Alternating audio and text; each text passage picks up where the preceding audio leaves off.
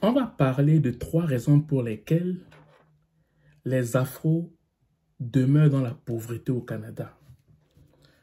Ok?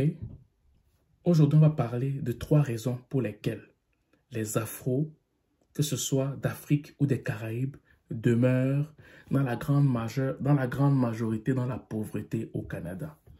Et je ne fais pas cette vidéo pour juger. Je fais cette vidéo pour qu'on puisse ensemble sortir de ce contentement.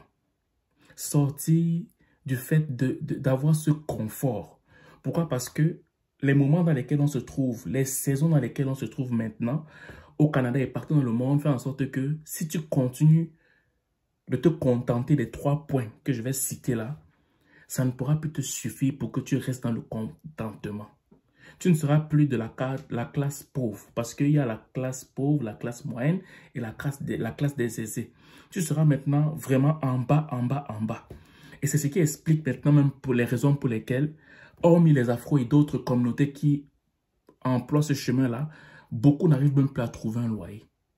Beaucoup n'arrivent plus à se nourrir. Pourquoi? Parce qu'ils se contentaient des 3 points que je vais citer maintenant. Ok? Le premier point, c'est le fait que le gouvernement canadien et québécois permettait qu'avec le fait de faire peu d'efforts, ok, tu pourras avoir une stabilité sociale. C'est le fait que j'ai un emploi. Avec le petit emploi que j'ai, je peux avoir un logement, je peux payer mes factures et je peux payer mes assurances. Ça, c'est le premier point. Ça veut dire que quelqu'un va se dire, mais pourquoi je vais entreprendre? Pourquoi je vais investir? Pourquoi je vais m'auto-former? Pourquoi je vais encore faire des études, je vais dire, qui vont aller au-delà de mes capacités pour m'amener encore plus loin? Si avec un petit emploi, avec un simple emploi, je peux me loger, je peux payer les factures et je peux payer mes assurances. Ça, c'est le premier point.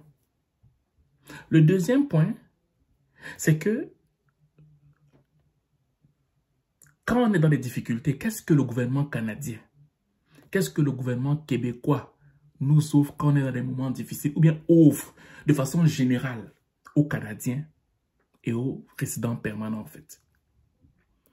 Tu vas voir que quand il y a quelqu'un perd son emploi, il y a l'assurance chômage.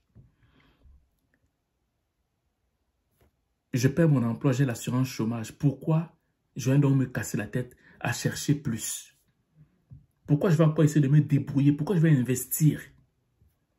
Je perds mon emploi, j'ai une assurance chômage peut-être de, je pense, 9 mois ou de 6 mois, je ne m'en souviens plus, le temps de trouver un autre emploi. Pourquoi je vais me casser la tête? Quand je n'ai pas d'emploi, j'ai l'aide sociale avec beaucoup d'avantages. Des types d'assurances, les assurances dentaires, les assurances ceci, les assurances cela. Donc, pourquoi je vais m'efforcer? Et je peux rester des années sur l'aide sociale. Au niveau de ma famille, si j'ai peu de revenus, j'ai un argent considérable pour les enfants, ok? Et les prestations que j'ai, ça m'avantage vraiment, ça m'amène à un autre niveau. Je suis bien. Je n'ai pas besoin de forcer. Je n'ai pas besoin de forcer. Donc, pourquoi je vais aller investir? Pourquoi je vais aller me former? Pourquoi je vais aller chercher plus? Ce que la majeure partie des autres communautés font. Ils ne se contentent pas du premier point. Faire un effort, je veux dire faire un effort pour avoir une stabilité financière, à savoir avoir un emploi de base. Ils ne se contentent pas seulement d'avoir un emploi. D'autres communautés ne se contentent pas seulement du fait que s'ils perdent un emploi, ils vont avoir l'assurance chômage, que s'ils n'ont pas d'emploi, ils vont avoir l'aide sociale, ou au niveau de la famille, ils ne vont pas seulement se contenter de ce que le gouvernement va leur donner parce qu'ils ont des enfants. Et le troisième point, c'est que si tu es dans la précarité, entre guillemets, ben, tu auras un plus grand retour d'impôt. Tu auras un plus grand retour d'impôt. Pourquoi? Parce qu'on va juger que tu es pauvre, en fait. Donc, ça passait encore avant. Ça passait encore avant. Maintenant, ça ne peut plus passer. Pourquoi? Parce qu'avec le peu qu'on te donne, mon ami, tu ne peux plus subvenir à tes besoins de base. Raison pour laquelle tu vas voir qu'il y a beaucoup de gens qui comptaient sur ces 3 points que je viens de citer, qui sont en train de crever de faim maintenant.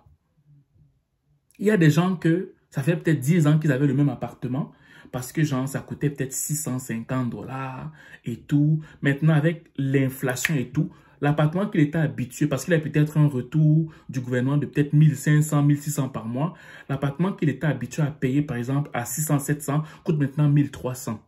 Mais son chèque mensuel que le gouvernement lui donnait pour lui donner un coup de main était peut-être de, je sais pas moi, de 1600 $, 1700 $. Fait qu'il lui reste 400 $ pour payer le reste. Il n'arrive pas. Il n'arrive pas. Est-ce que vous voulez arriver à ça pour vous réveiller? Ma communauté, est-ce que vous voulez arriver à ça? Je ne dis pas que tous les Africains et les Caraïbes se trouvent dans ça. Mais je dis que ceux qui profitent du système dans ce paramètre-là, réveillez-vous. Parce que vous êtes en train de décrédibiliser ceux qui ont vraiment besoin de ces apports-là. Je vais recommencer cette phrase. Je m'adresse à ceux qui profitent du système et non à ceux qui en ont vraiment besoin. Parce que parmi les 3 points, il y en a qui ont vraiment besoin de ça pour se décoller dans la vie. Pour décoller dans la vie, je veux dire. Pour ne pas être complètement cassé et ne plus croire qu'il ou qu'elle peut faire quelque chose de bon dans cette société. La société canadienne ou québécoise. Donc, je parle à ceux qui profitent. S'il vous plaît, levez-vous. Parce que ce qu'on donnait avant là ne peut plus suffire. Ça ne suffit plus. Ça n'a pas marché. Ça ne marchera plus. Donc, levez-vous et faites-vous plaisir en allant au-delà de ça. Au-delà de ça. Regardez, on fait partie des communautés qui nous plaignons le plus à cause de l'inflation. Oui, d'autres communautés se plaignent, mais pas comme nous. Pourquoi? Parce que la majeure partie d'entre nous, on est habitués à rester dans ces 3 points-là, en fait. Donc, je répète encore, cette vidéo n'a pas pour but de culpabiliser. Elle a simplement pour but de sensibiliser afin que dans notre communauté, la communauté africaine et caribéenne, qu'on ne puisse plus demeurer dans ces choses-là. Quelqu'un pour se dédouaner va se dire, oui, mais on le trouve aussi dans d'autres communautés. Je ne parle pas d'autres communautés, je parle de la nôtre. Et que ça là s'arrête. Parce que si ça ne s'arrête pas, vous allez être le fardeau des autres dans la communauté et le fardeau aussi du gouvernement qui essaie aussi de s'en sortir dans cette inflation qui touche tout le monde. Le gouvernement ne pourrait pas apporter plus. Le gouvernement va aider tout le monde. Et si le gouvernement doit aider, ils ne vont pas seulement aider les Africains ou les Caribéens. Ils vont aussi aider les Asiatiques. Ils vont aussi aider les Québécois. Ils vont aider tout le monde. Pas seulement les Africains.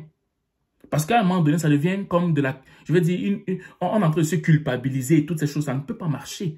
Parce que le gouvernement doit aider tout le monde. Donc, je fais cette vidéo pour qu'on puisse se lever et qu'on ne demeure plus dans cette précarité-là. S'il vous plaît. Voilà. Donc, c'était ce message bref que je voulais vous transmettre aujourd'hui. Et je tiens à vous dire que si tu viens juste d'arriver au Canada, ou bien que tu es au Canada depuis longtemps, nous on fait des rencontres virtuelles, ok, via Zoom, pour qu'on puisse se sensibiliser mutuellement afin qu'on ait une meilleure intégration. Donc, si ça t'intéresse d'être là, de participer, c'est chaque 2 semaines, samedi 20h. Fait que tu peux juste t'enregistrer sur le lien YouTube qui est en bas, sur Facebook, tu peux t'enregistrer sur le lien qui est en haut. Et nous aussi, on va faire une rencontre en présentiel en septembre parce qu'il y a des fois un conflit entre les étudiants africains ou caribéens qui viennent d'arriver et les professeurs québécois. Parce que ce conflit fait en sorte que certaines attitudes que nous avons, que nos enfants ont dans les écoles canadiennes peuvent être interprétées comme des démences. Et des fois, ça peut aller très loin si le parent n'intervient pas. D'où le fait qu'on fait cette rencontre pour qu'on puisse sensibiliser les parents à ne pas laisser traîner certaines choses. Et le dernier point, c'est que si tu es venu au Canada et tu voudrais un consultant en immigration de confiance, je veux dire, écris-moi en aparté et ça me fait plaisir de t'aider en te mettant en relation avec un consultant en immigration reconnu par le Québec et le Canada. Moi, je ne suis pas consultant en immigration, mais je peux te mettre en relation avec un professionnel reconnu, en fait. Voilà. Donc, c'est ce que je vais te dire aujourd'hui. Si tu passes une excellente journée ou une excellente soirée, dépendamment du lieu où tu m'écoutes. Ciao.